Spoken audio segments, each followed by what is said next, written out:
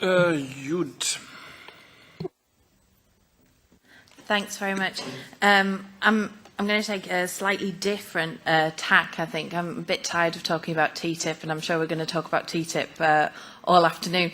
So I'd like to come more to the FC and how the European Fund and the investment plan links up with kind of the international trade dimension, and particularly where we're planning on putting a colossal investment into infrastructure and looking at the projects which have been laid out. There will be a lot of infrastructure spending, which means a lot of materials, which means a lot of business for foundation industries. And what I'm concerned about really is if I look at the situation currently in terms of international markets. I come from the northeast of England. We managed to save our last steel blast furnace in the middle of the crisis through one of the examples in Europe of good inward investment.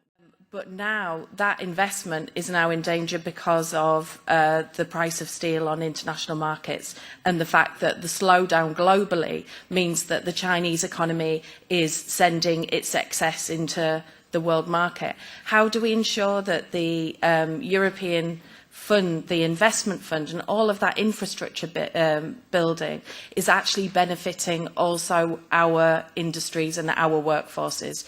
Because that's a primary concern, I think, for many people across Europe, particularly in regions like mine, one of the poorest in the UK, equivalent to many poor regions in Europe where there's a big foundation industry at the heart of the community, and if that foundation industry is put under threat in globalised markets, then it really calls into question the whole regional economy.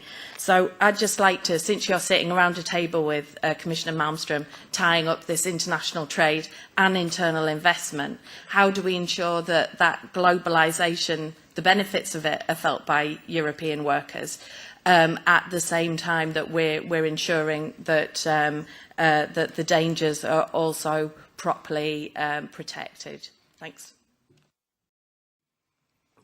Because I believe that we need a single market in Europe. I believe that we need a fair trade agreement between the other parts of Europe and other parts of the world, because the same logic is there.